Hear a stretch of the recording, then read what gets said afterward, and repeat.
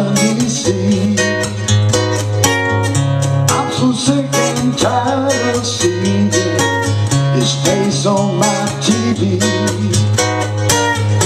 It came from nowhere, no clue how to read. Well, I know that I won't be a part of its lies and its decay. It knows exactly what it's doing to destroy away your life and country.